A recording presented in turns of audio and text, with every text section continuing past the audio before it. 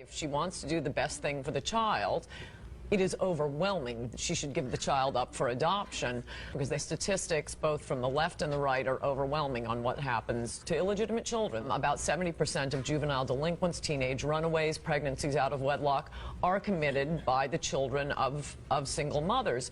If you were in the womb right now and you could choose whether to be black, white, rich, poor, the one thing you should hope for as a child in the womb is, my parents are married.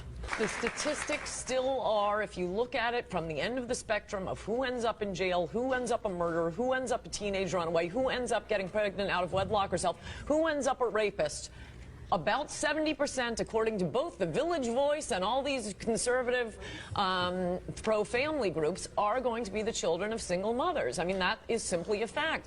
Now, imagine in America with 70% fewer teenage runaways, fewer teenage murders, fewer teenage drug addicts, fewer teenage pregnancies. That's what single mothers have created. And like I say, if you want what's best for your child, if you are pregnant out of wedlock, either marry the father, and by the way, shotgun marriages used to work just fine, but we've gotten rid of the stigma of a woman having a child out of wedlock. But the problem is, it's good to get rid of those stigmas, because we would put people always in a box. You know, this is the way you have to be, this is the way it works out. And you know, this is not an ideal world, and you're talking about an ideal world. Oh, in an ideal world, by the way, everyone has a mom and dad. We're going back, you know, to the days of happy days. You know, most of our young people don't know what that is. When the kids turned out a lot better. Well, and they were given every advantage in life. Stigmas are good things. Look, we have a stigma against smokers. Who are the single mothers of today? Smoking is bad for you. But smoking is not as bad for you as being raised by a single mother.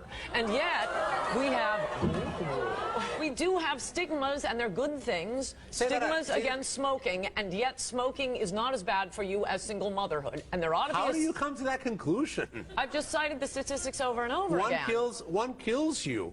We know that smoking kills you. One destroys a life. Look, the point is not what has happened to children who have been raised by single mothers already. Wish you the best.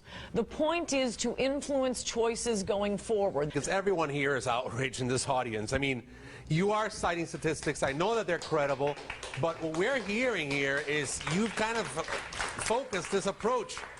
You know, anti-single mothers. Do you really believe all of that stuff? Who's the Christian here, Father? I care about the children. I care about how they are raised. And for you to be encouraging women to have children out of wedlock and discouraging them from being sent to nice adoptive homes, I find shocking.